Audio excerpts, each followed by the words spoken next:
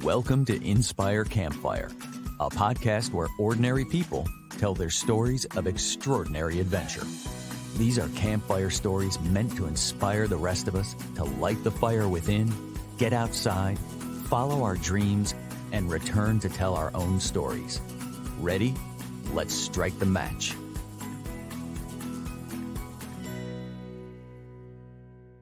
Welcome to the show. I'm your host, Scott Wurzbacher, and today we're going to talk about seizing the opportunities inside each moment. As today's guest tells us, life is nothing more than a collection of moments. I have with me Clint Bertucci from Tampa, Florida. Clint is the founder of Travr, a travel company that brings together incredible destinations, bucket list experiences, and like-minded travelers. He's traveled with groups to places like Italy, Greece, Iceland, Thailand, and Peru, just to name a few. He's living the life of his dreams, filled with adventure and friends, but it wasn't always that way. On the hero's journey, there's usually a turn of events that shakes things up and forces us into action. Clint's story includes all of the above, and I am so excited for him to share it with us today. Clint, welcome to the campfire.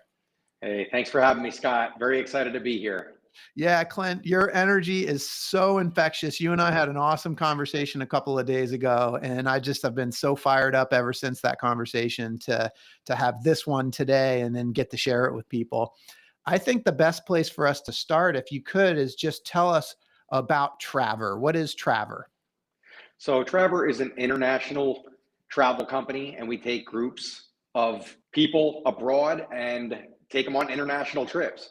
Yeah. So what kind of trips are these, and who travels with Travr? We have a number of different trips. You listed a few: Peru, Italy. We have a couple different ones, and we add more every once in a while.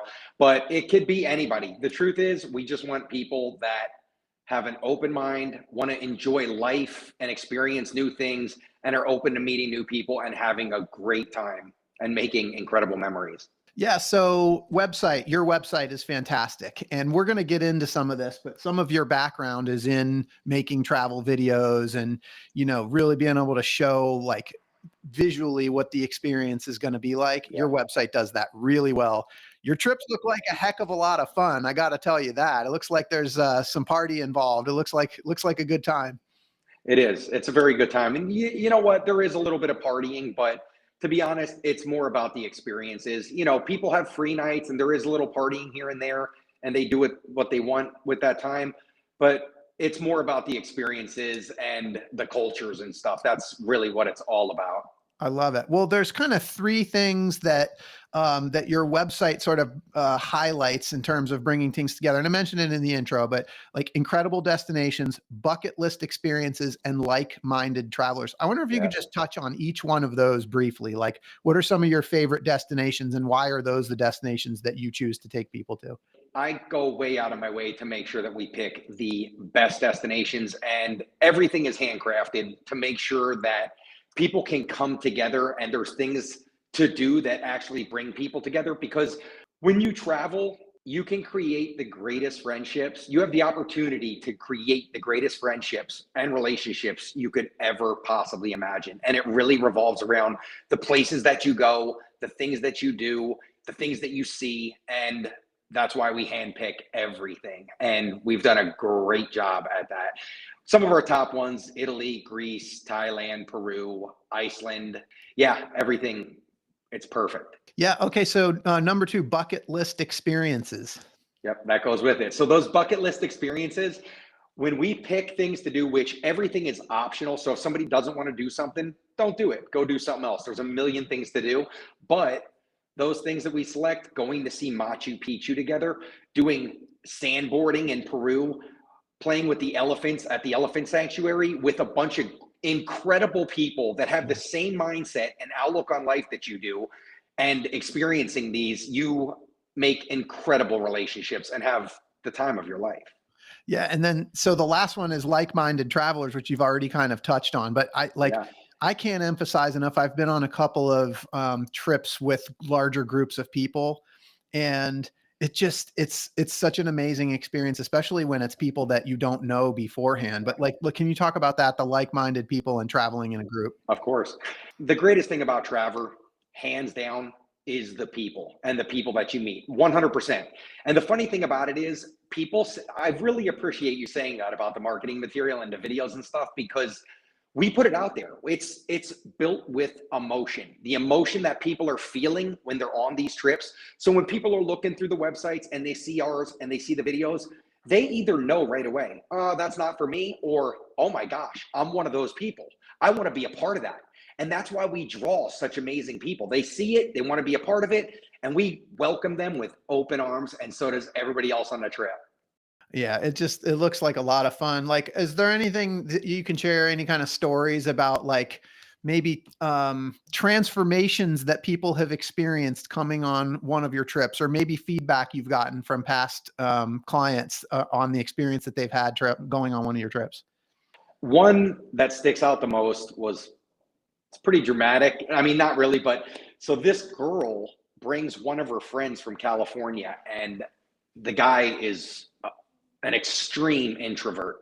And you might have had to been there, but we were in Thailand and he couldn't even go in the water. I mean, this is a grown man. He had floaties on and everything, and he couldn't even get in the water. And instead of, in certain situations in life, people could be making fun of him and this and that. And he was very embarrassed about it. And it was amazing to see everybody come around as a group. And on these trips, everybody understands we're one, man. We are one. I don't care where you came from, what kind of house you have, what kind of car you drive. When we're on these trips, we are all equals and we are a team. And everybody rallied around this guy and they were like, come on, get in the water. And everybody was helping him. And by the end of the trip, this guy, his entire persona changed. And then I kept in touch with the girl that brought him, and she said that his life completely changed after the trip, that he was dating girls now and doing all these things, and he started skydiving and all this crazy stuff. So that was a little extreme. We don't see a lot of that, but in general, what normally happens is we have couples, we have little groups of people, we have a lot of solo travelers that come. And what happens with the solo travelers is a lot of them are slightly apprehensive, and we also have experienced travelers and first-time travelers, but people will be a little apprehensive. Oh, I don't want to go alone, I don't know anybody. But then they read the reviews, and a lot of the reviews are people that came solo and they're like, oh my gosh, I have like 10, 20 new best friends and my life changed. I met all these people. And at the welcome dinner, everything's changed. They're like, oh my gosh, why was I so scared? These people are amazing. And everything is incredible after that. And you have some of the best memories. It's remarkable to see. And I could go on. I have a lot of people that, I've had relationships that have happened and blossomed into marriages on the tours. I have a lot of people that met on the tours and they are now invited to these people's weddings that they never even knew. I even have a lot of people that come back on the tours with other people that they met on the tours. And then one other thing, which is, it's probably one of the things I'm most proud of, is we have had a above 40% repeat guest rate since we started every single year for almost 10 years. Yeah. Well, it just speaks to it's a testimony to the fun and the experience that they're having. I'm curious, okay, so I heard you say that when you're on these trips, you said, we are all equals. We are a team. Like everybody was kind of rallying around this guy, right? I'm just curious, what is it about, it's travel, but it's like group travel. Like, what is it about that environment that brings that out in people? Cause you don't see that as much in day to day, right? Yeah. Like, what is it about the travel experience that brings that out in people? Well, you know what? We try to steer far, far away from the term group travel. And how we do that is we say that, listen, there's plenty of free time. All the activities are optional and nobody's telling you where to be, what you got to do. Everything's optional. You do your own thing. And I think that's one of the ways we get so many experienced travelers. But as far as why they act like that and why they act like a team and they rally around each other, I think that one of what I just said is one of the main reasons, because there's so many different experiences, a lot of experienced travelers, first-time travelers, but the way that it's presented at the welcome dinner and everybody's introduced to each other and the activities and the things that we see and do, I just think that it almost just meshes together into a perfect environment to create new friendships and memories. I think it's beautiful. I like that you clarified that this is not group travel and Yeah. that people do have that freedom. But I also just, again, like having been traveling with other people, I know like when you're in a new place and it's like the environment is sort of foreign, there's a comfort in, these people that, like, even if you can go do other stuff and Yes. be free, you can always come back to this core group and there's like a comfort in that. So like you get to experience this Yes. new thing with a group of people that, even though you don't know them, like, because you're all there together, it helps you to Yes. experience that newness. It's I awesome. agree. I love what you're doing. Another thing is when you're there, everything's heightened. All of your senses are heightened. Your excitement's up. Everything's perfect. You're away. You have no worries. So everything is just dialed up by 100, and it makes it that much better. Yeah, it's great. So obviously you started this company because you love travel. And I'm just curious if you can tell us, like, what at being at the head of this awesome company doing great things for great people, like what is that like for you? And what is your role in these experiences that people go on? Yeah. Well, now here's the thing. I didn't always love travel. I didn't, I was somebody at the time. I've always been an entrepreneur, but I had an office and I was one of those people that I truly believed that I didn't have the time to travel. I'm too busy. And that's an excuse. For 99% of the time, that's an excuse for everybody. You can make the time if you really wanted to. But I was one of those people. I had some crazy stuff happened. And yes, I started Travr, and now when we go on the tours, for the most part, I still go on most of the tours, but not as a tour guide, or we call them travel guides, Yep. not as a travel guide. I'm just there kind of to enjoy it. It's for me, it's one of the things I enjoy most in life is going on these tours with people, and I really love it. And I love the people. I feel like I'm the luckiest guy in the world. I really do feel like that. Yeah. What is your favorite part about being on these trips? Like, especially knowing that this is something that you created, that you're the mastermind behind this. The greatest part of being on those trips, hands down, is watching the other people, watching them create those relationships, Yeah. having the interactions, seeing them grow as people, seeing people that might not have been on a trip and see how they grow throughout the trip. Because you can actually see people growing, even the most experienced travelers. Because a lot of experienced travelers, oh, I only travel solo. But then they try this out and they're like, oh my gosh, this is a whole nother aspect of it that I've been missing. And they see the relationships and the friendships that they can make.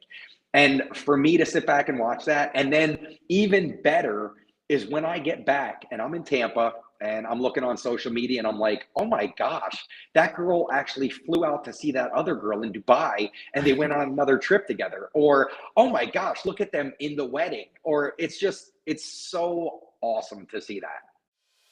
Hey everyone, it's Scott here.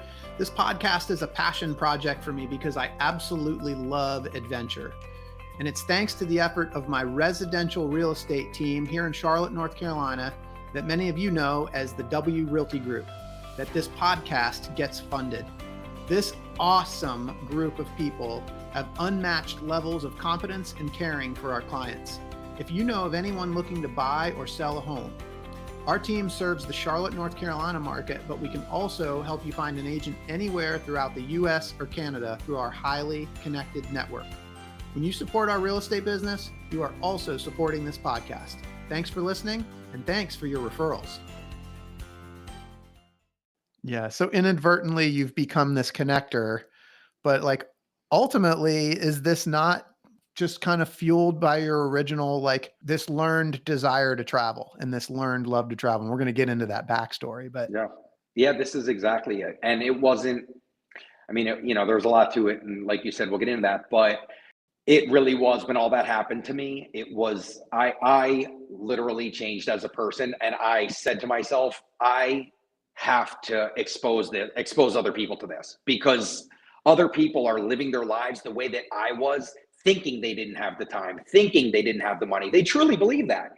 And the way that my life changed when I broke out of that is I couldn't have asked for anything better to happen in my life. Yeah. Okay. Well, I love how you said how you broke out of that. So let's go there.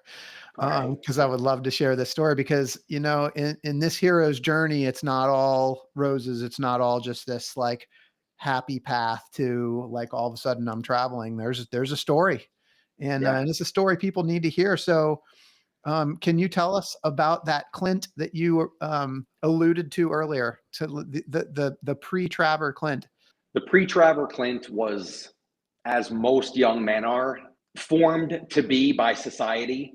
You think you have to make as much money as you can, and there's never enough. And you're really, with society, especially in America, you're taught that. And that's what I was taught. I needed to make as much money as possible. So I was in the home financing industry, the real estate industry, investment, all that stuff. And like I said, never had enough time for travel, this and that. And the market crashed, pulled right out from under me. I literally lost everything overnight, and decided to go back to school and study abroad. Drop everything. I'm going to go back to school. I'm going to study abroad, because I've never even, I maybe went to Mexico or something, but I have Italian heritage.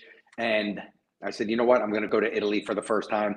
Went over to Italy, studied abroad, literally had the greatest time of my entire life, changed everything, and realized that, wow, like I really love this. And I went back for a second session, studied abroad again. No money. I mean, I'm literally running on fumes here. It's crazy. And then at the end of that, the whole goal to go back to school was to figure out what I wanted to do with my life, because I didn't want to be in home financing or the real estate industry anymore. And when I did that study abroad thing, I said, oh my gosh, my life has changed. This is unbelievable. I don't know exactly what I want to do, but I know that it's something about the world. And I came back to America, graduated, and I decided to sell everything that I owned and buy a one-way ticket to Florence, Italy. And I flew over to Florence, Italy. No, not a lot of money. When I say I sold everything I owned, there was not much left. And so I got over there, and yeah, what happened after that. It was pretty crazy. Yeah, well, I want to get into that. So I want, if we can like go back to, and I know it's hard, when the market crashed, right? And you had these companies, and I think your words were you essentially lost all of it overnight. I'm certain that looking back, you see that in a way different light than you did when you were going through it. And Oh I yeah. just wonder like what it was like for you then and what it's like for you to look back at that time now. That is such a great question, Scott, because at the time when that happened to me, I mean, it was so unbelievably devastating. I mean, you're losing your house, you're losing your career, you're losing everything that you know. And up until now, what you know is money. You need to make as much money and be as wealthy as possible. And you lose every single thing that you've worked so hard for. It seriously is devastating. And I mean, I cannot tell you how worried and stressed I was, and it was terrible. And I just remember thinking, this is not me, man. I'm not. I'm a pretty laid back guy, and I'm seriously freaking out, man. I didn't know what to do, and it just kept getting worse and worse. And I did what I did. Looking back now, my entire life has changed, and my outlook after having, that's just one lesson. There's hundreds within these years that it went through. But now that I look back, I have become the type of person after living these situations that, man, I am a cool cucumber. The craziest thing in the world can happen to me. And I'm like, really? Like you can't hit any harder than that? That's absolutely laughable, because I have been through so many things and came out wonderfully. And I think looking back now, I know without a shred of doubt that it was the greatest possible thing that could have ever happened in my life. So now when something bad happens, I don't have to convince myself and think, oh, stay positive or anything like that. No, man, I just naturally am like, oh, this could be awesome. I mean, it's devastating, but I'm Yeah. genuinely thinking, I've seen this before. Like, this could be absolutely awesome. Just go with it, man. And I go with it. And when I go with it and I stay positive, I'm not even kidding you, 99.9% of the time, it turns out amazing. I love it. Okay. So there's a couple stories that you shared with me when we talked on the phone the other day. And these are stories that listeners have to hear. You had some material wealth when you were in the mortgage and the real estate industry. And there was like this, to me, kind of a metaphorical transition from that. And one of those stories involved your watch. Can you tell us about that story? So, I was working hard, making a lot of money, and I went ahead and I had the car, I had the house, and I bought myself a Rolex.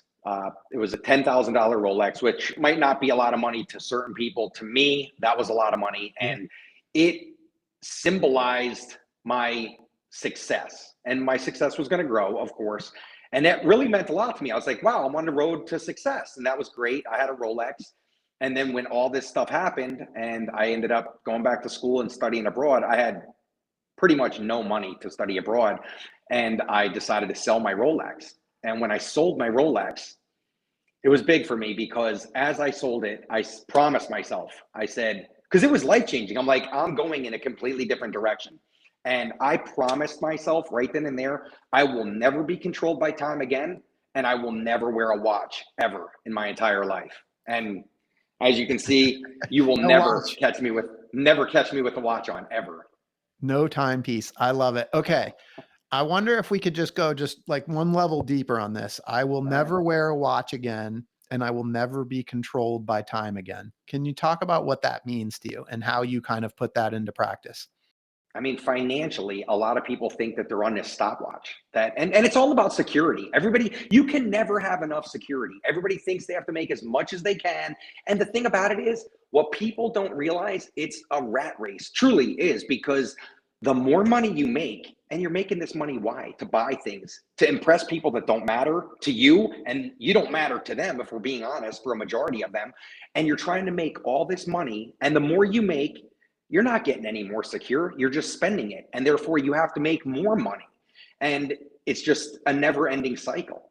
I love it. Okay. So when you sold that Rolex, I'm kind of envisioning in your story, and I'm creating metaphor but like I'm envisioning you handing over that Rolex to whoever bought it from you. And when you did, like you kind of let go of a piece of yourself there, like the old part of yourself. Like, do you feel like that when you look back on that time? I 100% did that. Yeah. And I was very aware of what I was doing then and there, letting it go and moving in a completely different direction. And I got to tell you, there was no map. I had nothing in front of me. Nobody telling me, oh, this is what you need to do. I was literally just diving into the abyss and knowing that there's something out there for me and something different and something better. And it's going to be a rough road to get there. And I genuinely welcomed it with open arms. Yeah. So Clint, that's a great story. I love the Rolex story. There's another great story. And so the Rolex story is just kind of the start, but you study abroad twice, you buy this one-way ticket to Florence, and then you get to Florence, and then there's an even better story where we kind of go down. Oh gosh. Even deeper. That's a crazy So one. Tell us about the pastry incident. I've never told this story ever. So I told you, and I've told some friends, but I've never told it publicly. So here we go. Yeah, it's crazy. So I'm in Florence, Italy. That money that I sold everything I owned did not last very long. So I ended up completely broke in Florence, Italy. And when I say broke, I'm talking a negative bank account, and the only money I had was one single euro to my name. And I'm sitting in a Cafe Michelangelo in Florence, Italy, with €1 to my name. And I'm thinking, and it was cool because looking back, I didn't really freak out, which was cool. I think a lot of people would have been freaking out, but I'm thinking, all right, this is real. Like, I don't even have a plane ticket home. And what the hell am I going to do? And I'm sitting there and I said, you know what? When I went on those weekend trips, I used to make videos of the weekend trips that I would go on, and people always commented, oh, great video. It was so cool. Da, da, da. And I had a little handheld Sony camera. And I thought, okay, let me see if I can do something with this. And right then and there, I made a quick video of the person's cafe. I made, the people eating the food coming out, the pastries. And I edited it real quick, and took me about an hour, maybe hour and a half. And I called the owner over and I said, hey, check this out. And I showed him and he said, bellissimo. And I said, oh yeah. I said, do you want to buy it? And he said, yeah, how much? And I said, 50 euro. And he said, yeah. He gave me 50 euro. And I was like, oh my gosh, I got something, jackpot. And then even more, I knew that I had proof of concept then. So what I started doing, I went all over Florence, all over Rome. I literally made hundreds of videos. Obviously, as I got better, I increased the price. And that was another thing. I had to teach myself how to edit, how to shoot, all these things. But what it turned into is I was making videos. I actually went to the study abroad school, and I had some of the students even shooting videos for me at some point. But I would go to different hotels, 5-star hotels, say, hey, I'll make a video for your place, give me 2 weeks, that I can stay here, whatever. Then I'd go to different restaurants. I'd make the videos. I'd get paid, obviously. But in addition, I'd say, and also, if you can give me a $200 gift card for your restaurant, then what I'll do is I'm going to try the food. It'll be better for me to video it. And also, I'll make sure I write you reviews on these 10 websites. So that worked. Then I went to a travel company. And at the travel, this was the greatest. I go to the travel company and I said, hey, you don't even need to pay me. I said, just let me go on your trips for free. I said, I'll shoot some content and I'll make some videos for you. I said, great. So I was going to all these weekend trips, traveling all over, shooting the videos. And then, of course, I ended up guiding a few of them. Now I'm making all these contacts. I'm learning how to make videos, marketing material, and I'm learning to be a tour guide. And I'm having the time of my life completely changing who I am. And at one point, I said, oh my gosh, this is absolutely unbelievable. I cannot wait to show other people this. And when I get home, I'm going to start a travel company. I have all the contacts. I know how to make marketing material. I know how to be a tour guide, and I know how to travel. So when I came back, that's exactly what I did. That's amazing. And that, folks, is the story of how Travr comes to be. Is that right? Yeah, I guess it is. So some follow-ups. When we spoke the first time, just to be clear, I'm pretty sure you told me that you spent that last euro on a pastry. Yeah, so I did. I did. I actually bought a pastry, and as I was eating it, I was thinking of what the hell can I do? And yeah, that's exactly what happened. I love that. I love it so much. So here's the thing I kind of want to talk about. Clint, you obviously have this burning flame inside of you that says, keep going. I guess I do. I mean, that shows up, right? And I just wondered if you could kind of speak to that. Like, what does it feel like? What is that thing inside of you? What does it feel like? If we're being completely honest, up until recently, I knew that it was there, but I'm a pretty humble guy, man. And I never gave myself credit at all for the things that I've overcome in life. And a lot of my close friends and family know a lot of things that have happened and that I've overcome. And they have always told me, share those stories. And a lot of them, that Euro story, that's the first time I ever told that story. Because if we're being honest, I was completely ashamed and embarrassed of that. I would never in a million years tell somebody that. Up until just recently, I never even gave myself credit or recognized what you just asked me. But now that I think that I'm finally able to look back and, give myself a little bit of credit for what I've been through and overcome, because we're always growing. You're never in the clear. That's life. You're always going to have other obstacles. So maybe that's why it's like that. But how is it? I will tell you, I still can't give myself credit for it. But what I will tell you is that no matter what happens, no matter what kind of adversity, I am going to give myself credit. I'm going to tell you, no matter what kind of adversity I face, I am very, very proud to say that no matter what it is, no matter what aspect of life it is, I don't know why, I always remain calm and I always remain positive. And no matter what it is, I will work my ass off until I overcome that adversity. And I thank God for that. Well, I got to tell you, I mean, if that wasn't a marketing pitch, because if people are going to go travel to a new country and you're going to be there and they know that's your attitude, something goes wrong, I'm going to stay calm. I know how to figure it out. That's why people travel with you, because you make them feel safe.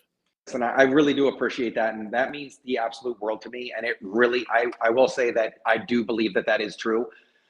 And it's such an incredible feeling because I am extremely hard on myself and I always have been. And I can't tell you how many times, that I've had guests say, it's crazy because I'm even like, oh, wow, they really trust me. But I've had guests say so many times, like, we don't even care. Like we know that we're going to be okay. Like that you'll handle it. And there's been some sticky situations. It's life, things can come up. For example, we were just in Iceland and there was a volcano and it was supposed to erupt and we were on our way out there and you see the media and they put some fear in people. And I had, man, I'm crazy. I do crazy research. I had already reached out to so many people. I knew so many things. And the guests started reaching out and I started reaching out to them. And, I said, yeah, we're going to be fine. And if it wasn't, they know that we wouldn't be going there. Here's the crazy thing. So we go out there. People think when a volcano erupts, it erupts all over the entire country. That's not how it works. We were in a different city. So, you know what I mean? And yeah. I had it all measured out. But the crazy thing is, they trusted me and I loved it. And while we were there, the volcano did erupt. And it was an incredible experience because we got to see it. And everybody in Iceland was so excited. They get crazy excited when the volcanoes erupt. And they erupt every 3 years or so. So we got to see it and we got to experience that. And what a cultural experience. And how many people can say that they experienced a volcano erupting? It was so great. You can't plan that either. No, man, no. Oh man. So Clint, could you just kind of, I know you kind of gave us the seeds of how Travr got started, but could you kind of just close the loop from, shooting videos, being a travel host for other companies, so you did come back and started Travr. Can you just kind of take us through those last few kind of steps on how Travr actually came to be? You're going to make me tell it all, huh?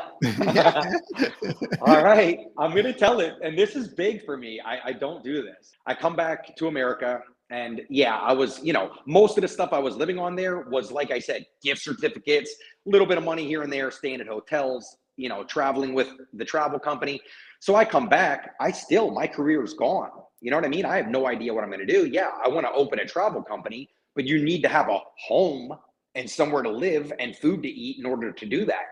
So when I get home, I said, you know what? I did videos over there. I speak terrible Italian. I speak great English. I know that I can sell videos over here. I'm fairly decent at it. So I said, let me start a little company up called Branding Cam, shoot some videos, see if I can't get on my feet, and then I'll focus on doing the travel company. The video company started doing good. And I was like, I don't care how good it does. I know what I want to do. And it's not videos. I'm not falling into that category again of chasing my tail. I found my passion and I'm doing it. So I start doing videos and then I had no money. You know what I mean? I'm living on scraps, basically. Actually living in low income housing. And all I had in my low income housing apartment was a bedroom set. The only thing that I kept when I sold everything, and a huge whiteboard. And that's all I did. I worked 24/7 out of that apartment planning how to build up Travr while I was doing the videos. I'm not a technical guy. I couldn't even hire someone to build the website. So I literally had to learn how to build websites. So the first website we had, I had to build my own website. I made my own marketing material. I planned all the trips. I'm doing the videos and I telling everybody I'm going to do the Travr. It wasn't Travr. I was going to do a travel company, and I'm in the gym one day, and this guy says, "Oh, hey, how's the travel company?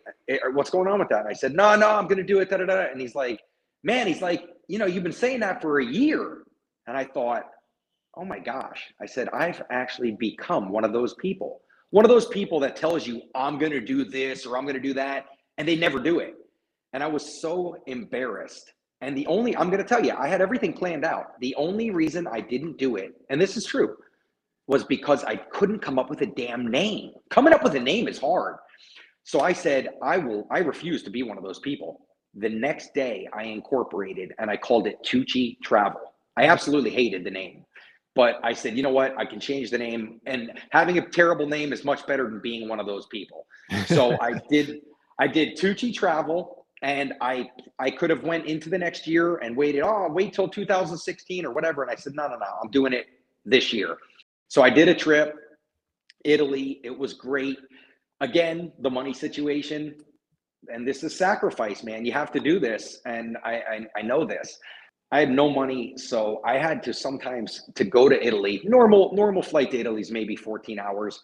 I was taking 35 to 40-hour flights just because those were the only flights I could afford to provide these trips. Yeah. I was going over there because I have to go over early. I'd have to go over early and run through every city and do all these things. I was staying in the most disgusting hostels. I'm talking $10, $15 hostels.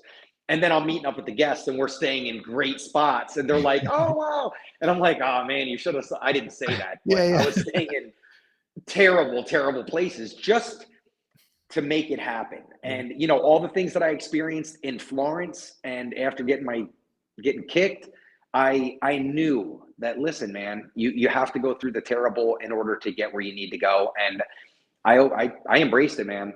And then that was it. Travr was up and running. I love that. You just said you have to get through the terrible to get where you want to go. It's a great quote.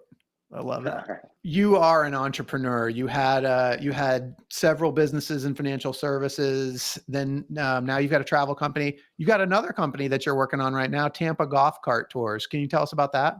So I do. It's we actually just opened up in our second city, which is in St. Pete. Very proud of that. And it's a great company. #1 tour in Tampa on TripAdvisor. Nice. Love it. And it was pretty cool. The way that came to is I was on a personal trip in Costa Rica with a bunch of friends, and we rented golf carts. Never rented a golf cart in a city before. We had such a great time. And I love Tampa. And I'm thinking, why the hell do we not have this in Tampa? So I'm like, you know what? When I get back to Tampa, I'm going to buy a golf cart, see if it rents. If not, I'll resell it and lose $1,000, whatever. And I get home, I buy the golf cart and I rent it, and it's renting out like crazy.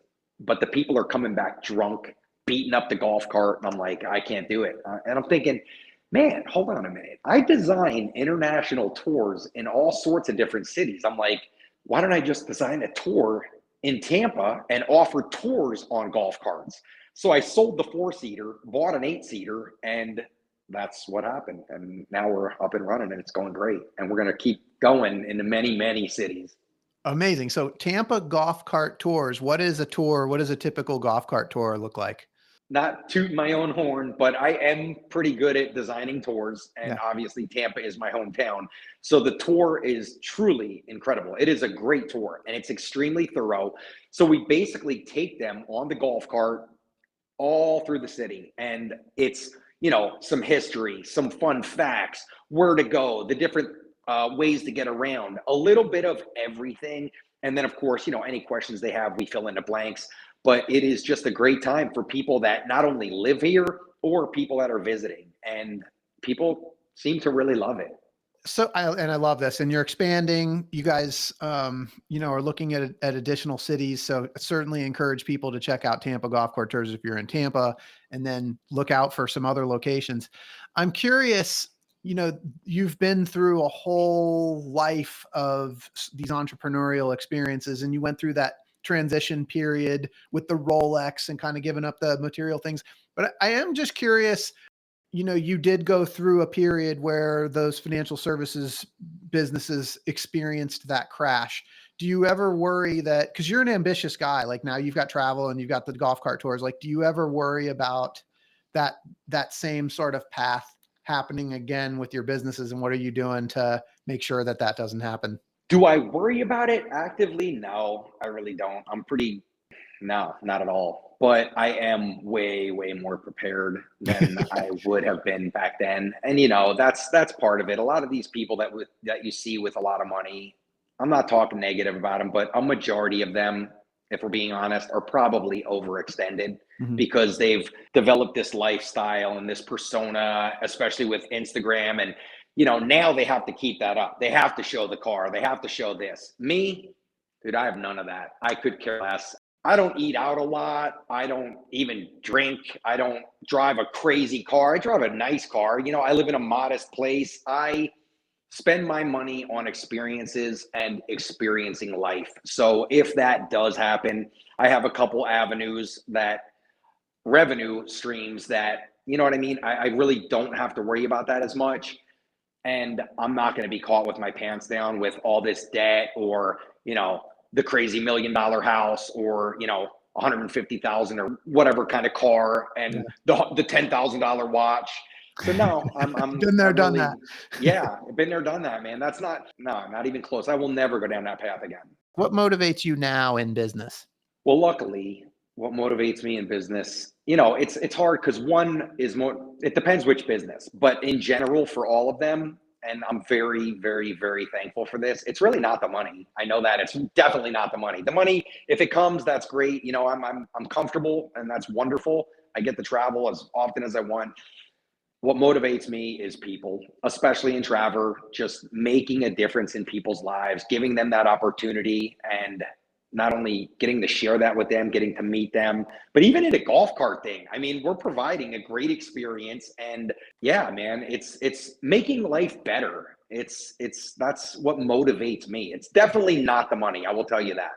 Yeah, man, it sounds like fun. It just sounds like the golf cart tour in Tampa. That sounds like fun. Traveling to international destinations with awesome people. It just sounds like fun. I enjoy it. I really do. I'm Yeah, very man. happy. I've had, there's been a lot of personal growth too over these years combined with that, but I have to say that I am the most content and happy I've ever been in my entire life. I Yeah, mean, it's that says it all. very thankful. Listen, we talked about the loss of your first companies as being like really pivotal. I think you said it, that it was one of the most pivotal, important things that happened to you in your life, even though it didn't feel that way when it happened. But I'm curious for people that are listening that maybe have experienced something like that, or maybe they're going through hard times right now. Maybe they don't see the end point that you now see in hindsight. What advice would you have for people that, as I said, are either maybe going through some really hard times right now or just went through them? What's your advice? A lot of people see everything on social media now and they see the greatest of everybody or what they want to perceive themselves as. And what people don't understand or realize is that no matter, in most cases, that extremely successful person worked his ass off to get where he is going. It didn't just happen in most cases. And that's the thing. If you're in a bad spot or you're in an okay spot, but you want to be somewhere else, man, listen, the goal and the bottom line is stay positive and work hard. It is not going to work. It's not going to go anywhere unless you work your ass off. That's all the best people and all the people that have things that they're proud of and are in a place where they want to be. They have worked their ass off, but you don't see that on social media. So they don't think it. They're like, oh, wow, he's so lucky, this and that. No, man, I guarantee you that person busted their ass. So to sum it up, do not give up. Do not give up and stay positive and bust your ass as hard as you can. I love it. Oh man, we might have to change the title of this episode to "Bust Your Ass." Okay, Clint, how can people travel with you or find out more about your businesses? So the golf cart tours, feel free, come on down to Tampa. I don't really guide the tours very often, but we would love to have you on a tour. TampaGolfCartTours.com or St. Pete GolfCartTours.com.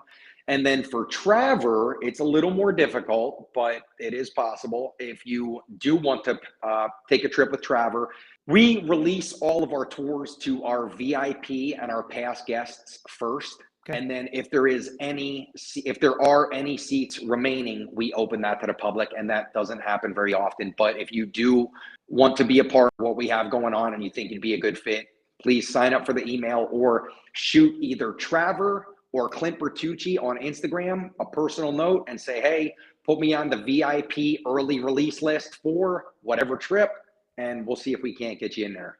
I love it. Thank you for that. Okay, Clint, you have lived an epic life, and I know there's a lot more to come, but from the financial crash that many of us experienced back in 2008, all the way through to your studies abroad and your experiences in Florence, and then coming back and creating Travr. Hollywood is going to find out about you, and they're going to make a movie about you at some point. And I want to know who's going to be the Hollywood actor that's going to play you in your movie. Leo. Leo, man. It's got to be Leo. Leo. I would love that. It would be amazing.